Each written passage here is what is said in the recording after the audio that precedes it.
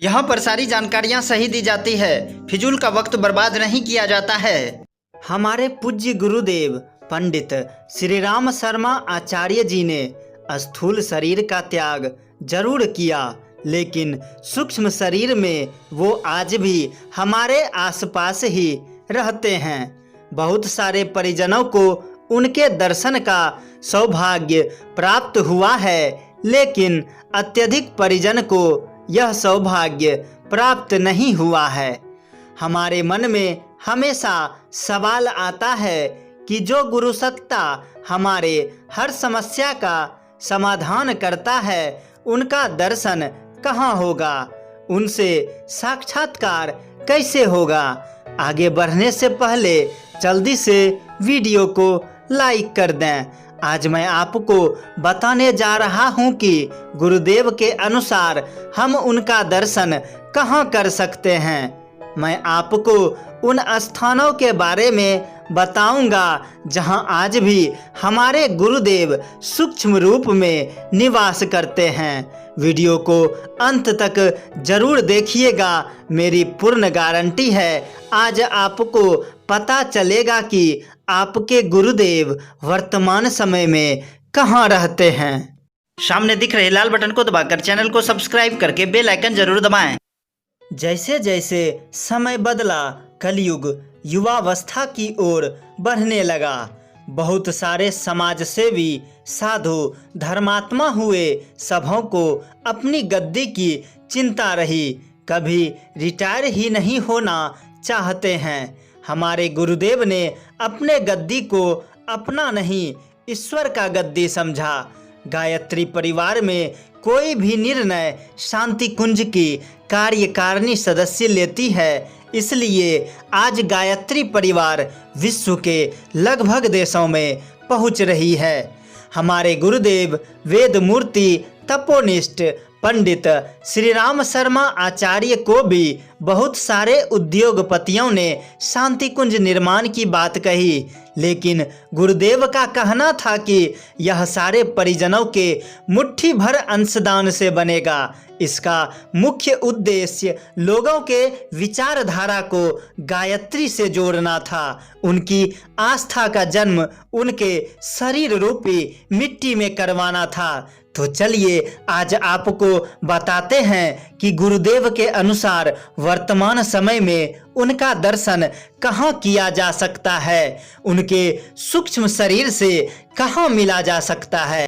सदियों में ऐसे महापुरुषों का जन्म होता है जो जीवंत रहते अपने शरीर त्याग की तिथि घोषित करते हैं, अपने शरीर त्याग की तैयारियां करते हैं। हमारे गुरुदेव शरीर त्याग के कई महीनों पहले से तैयारियां शुरू कर दिए थे। कई बार वो गोष्ठी में भी अपनी बातों को सार्वजनिक कर चुके थे। शांति कुंज में डॉक्टर दत्ता बाबूजी बहुत दिनों से रह रहे हैं और वो गुरुदेव के बातों को कलमबद्ध करते रहते हैं। गुरुदेव के पुत्र ओम प्रकाश भाई साहब से भी उनकी बातें होती रहती है। गुरुदेव कहते हैं, मैं स्थूल शरीर का त्याग जरूर कर रहा हूं, लेकिन सूक्ष्म शरीर में आप सबों के साथ रहूंगा। आज मैं आपको उन स्थानों के बारे में बताने जा रहा हूं जहां गुरुदेव अभी भी निवास करते हैं। गुरुदेव को शांति कुंज में एक जगह की फूलों की क्यारियां बहुत पसंद थी। जब भी समय मिलता वो उन फूलों को निहारते रहते थे।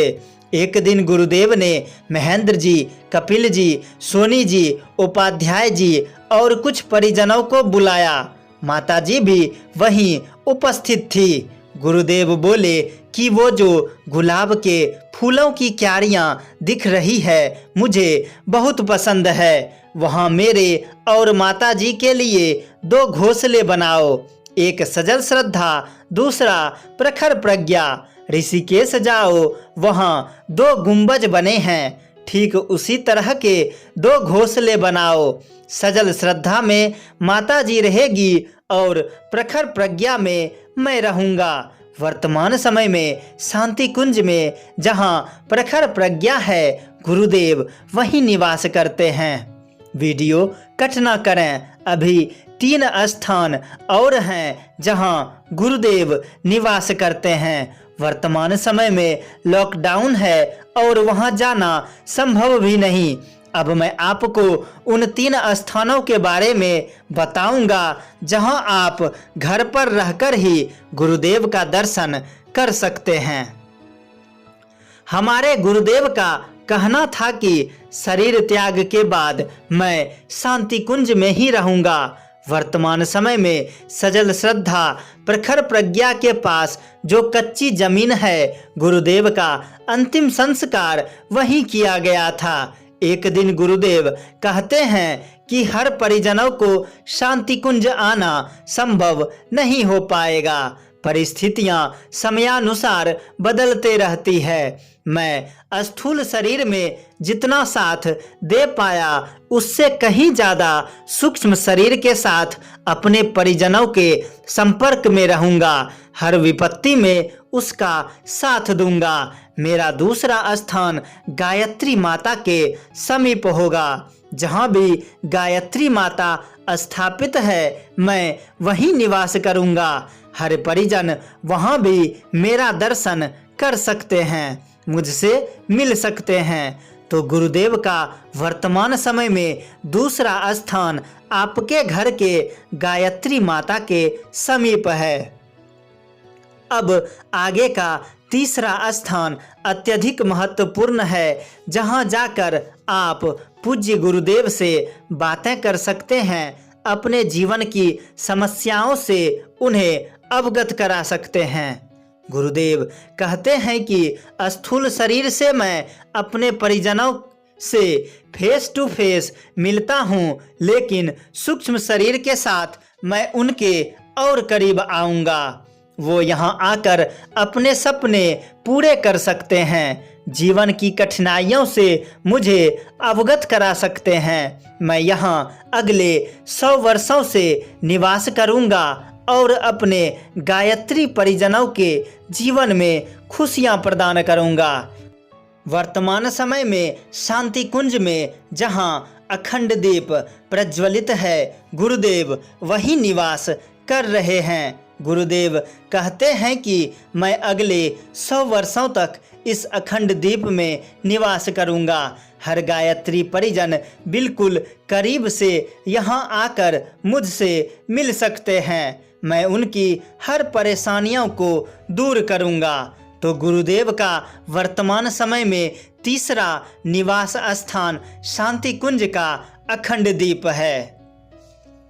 यहाँ तक वीडियो देखते हुए सिर्फ आप आए हैं।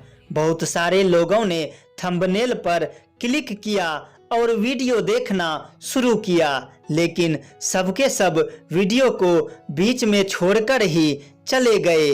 आप उस भीड़ से बिल्कुल अलग हैं। खुद को गौरवान्वित महसूस करें कि आप एक विशेष इंसान हैं जो अपने जीवन में विशेष करने की आकांक्षा रखते हैं। तो चलिए मैं आपको बताता हूँ गुरुदेव का वो अंतिम चौथा स्थान कहाँ है, जहाँ से आप उनका दर्शन रोज करते हैं, लेकिन जानते नहीं। वो चौथा विशेष स्थान सिर्फ आपको समर्पित। एक दिन की बात है, गुरुदेव शांति कुंज से बहुत दूर थे और युग निर्माण के कार्य में काफी व्यस्त चल रहे थे। डॉक्टर दत्ता साहब कहते हैं कि उन्होंने अपने परिजन से अखंड दीप की चर्चा की, जहां वो अगले 100 वर्षों तक रहेंगे। इस पर परिजन सवाल करते हैं कि गुरुदेव शांति कुंज तो यहाँ से कोसों दूर है, वहां तक पहुंचना हर परिजनों से संभव भी नहीं है। तो क्या जो परिजन अखंड दीप तक पहुंचेंगे सिर्फ वही आपसे मिल पाएंगे? जो परिजन वहां जाने की स्थिति में नहीं हैं, उन्हें आपका दर्शन भी नहीं होगा। इस पर गुरुदेव मुस्कुराए और बोले, मैं विश्व के हर गायत्री परिजनों से प्रत्येक दिन मिलूंगा, उनके घर तक पहुंचूंगा। परिजन बोले, ये कैसे संभव है गुरुदेव? तो गुरुदेव बोले, सुबह सुबह उगते हुए सूर्य की किरणों के बीच मेरा निवास स्थान रहेगा। मैं इन्हीं किरणों के माध्यम से अपने हर गायत्री परिजनों के घरों तक पहुंचूंगा। बस फर्क इतना है कि परिजन मुझे किस रूप में स्वीकार करते हैं। मैं युगों युगों तक ब्रह्म मुहूर्त में उगते हुए सूर्य की किरणों के पास रहूंगा। तो आपने जान लिया, गुरुदेव का अंतिम और चौथा निवास स्थान उगता हुआ सूर्य होगा। मैं पुनः उन चारों स्थानों का जिक्र कर देता हूँ। पहला स्थान प्रखर प्रज्ञा, दूसरा माता गायत्री के समीप, तीसरा शांति कुंज का अखंड दीप और चौथा उगता हुआ सूर्य। अपना सलाह कमेंट बॉक्स में जरूर दें।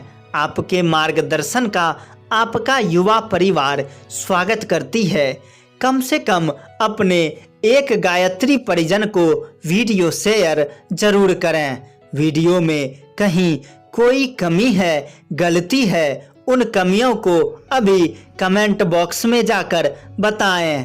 हमें खुशी होगी अपने कमियों को दूर करने में। मिलते हैं बहुत ही जल्द ऐसे ही वीडियो के साथ। आप सभी गायत्री परिजनों, वीडियो देखने वाले भाइयों व बहनों के चरणों में सादर प्रणाम। तब तक के लिए जय मां गायत्री, जय गुरुदेव।